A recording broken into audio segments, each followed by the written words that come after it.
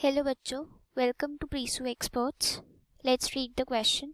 The question says that the phenomena of pleiotropism refers to option 1, presence of several alleles of a single gene controlling a single crossover. Option 2, presence of two alleles, each of the two genes controlling a single trait. Option 3, a single gene affecting multiple phenotypic expression. Option 4, more than two genes affecting a single character. So the key concept that will be used here is pleiotropy. क्या होती है pleiotropy या pleiotropism?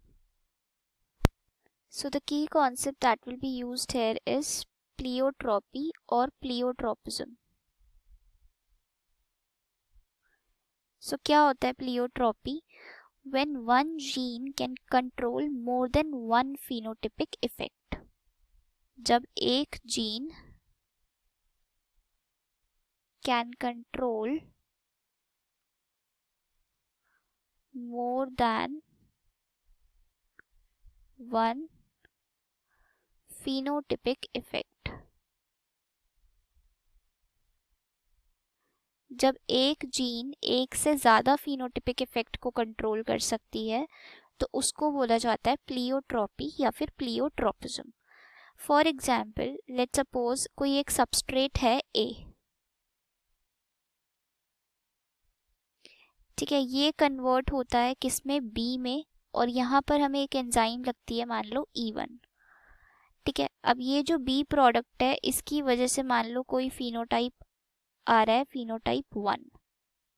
फिर B से हमारा बन रहा है सी, और यहाँ पर एंजाइम लेट्स सपोज E2 लग रही है.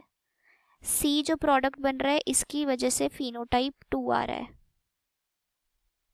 ठीक है, और फिर सी से सिमिलरली डी बन रहा है, और यहाँ पर एंजाइम लग रही है E3, और डी जो प्रोडक्ट बन रहा है मान लो इससे कोई फिनोटाइप 3 आ रहा है.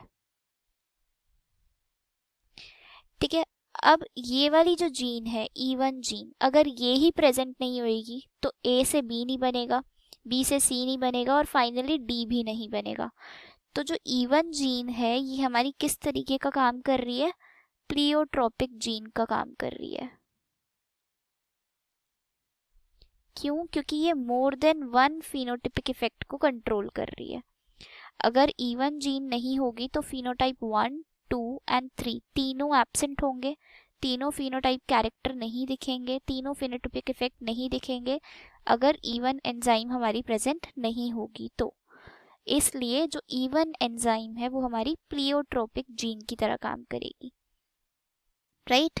सो प्लीयोट्रोपी क्या होता है, जब एक जीन एक से ज़्यादा फिनोटाइपिक इफेक्ट को कंट्रोल करती है.